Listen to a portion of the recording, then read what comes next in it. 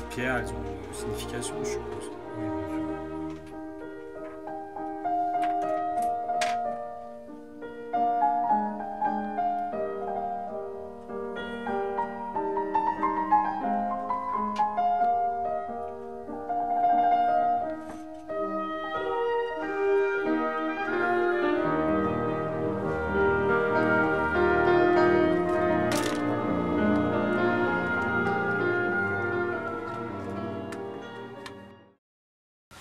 Alors là, je suis en train de réparer un pendule qui m'a été donné en maintenance. Bon, il est tout simplement tombé, il s'est abîmé, donc voilà, je vais le reprendre. Je vais le réparer. Donc, vous allez assister à une maintenance.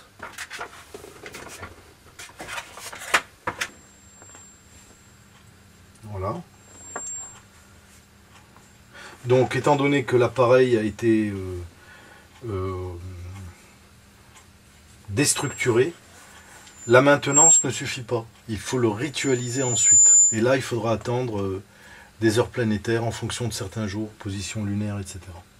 Voilà. Mais c'est vrai que j'assure la maintenance du matériel et je suis le seul à pouvoir le faire. Parce que je suis le seul à pouvoir connaître réellement les contingences du cahier des charges. En tout cas, pour l'instant, c'est ainsi. Donc on va laisser sécher. Et lorsque ce sera sec, on mettra le cristal en dessous. Alors le cristal est ceinturé de cuivre parce que le principe de la radionique kabbalistique, c'est aussi, et entre autres, de pouvoir prendre les ondes psychiques par le cristal et les mettre en cohésion d'une part et en cohérence avec le système électromagnétique autour. Et la ceinture de cuivre va permettre d'effectivement officier dans ce sens.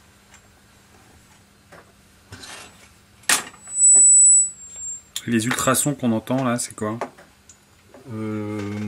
Ça doit être des ultrasons donnés par quelques entités dans l'appartement dont je ne maîtrise pas toujours la présence. Mais vous en avez déjà fait l'expérience? Il faut savoir que dans cet appartement, je ne vis pas seul. On est nombreux. Je ne parle pas de ma compagne ni de mon chien et mon chat. Je parle de tous les êtres qui cohabitent à différents plans de subtilité. Ben, voilà. Vous entendez? Oui, j'entends depuis un moment d'ailleurs. Voilà. Et ça, c'est pour signifier. C'est quoi? C'est des messages? Oui, ça peut être un message, je ne l'interprète pas, mais c'est inévitablement quelqu'un qui essaye de communiquer avec moi. C'est votre quotidien? Oui, j'ai l'habitude. J'ai l'habitude. Voilà. Alors, je reste assis par souci de place. Il faut savoir que c'est 2 mètres carrés. Et dans 2 mètres carrés, j'ai quand même pu faire, jusqu'à présent, en 2 ans de temps, l'équivalent d'une centaine de modèles de réalisation différents. Il y a des dessins de cahiers des charges ici. C'est des débuts. C'était quand je concevais au bureau d'études. Regardez, par exemple, ce dessin. Hein, là, il s'agit d'un transpondeur radionique équilibrant. On dirait une fusée prête à décoller de la NASA. C'est le modèle Polaris. C'est un modèle extrêmement efficace et qui a donné naissance d'ailleurs à tous les modèles que l'on voit là.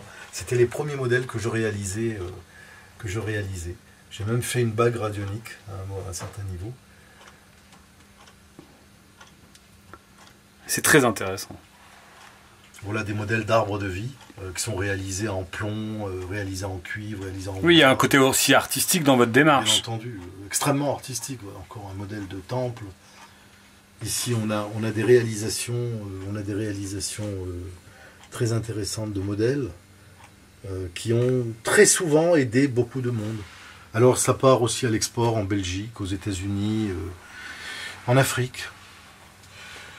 Alors, le feedback est bon, le feedback est même excellent. J'ai pas de retour. Et cette bague qui m'intrigue depuis. Cette bague. Alors cette bague est faite elle est réalisée en mélange de bronze et d'or 9 carats, avec un émail ancien.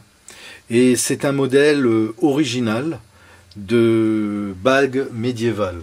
Ah, oui. Alors aujourd'hui sur internet on trouve des répliques, des pâles répliques complètement innommables, tellement elles sont moches. Elles n'ont rien à voir avec celle-là.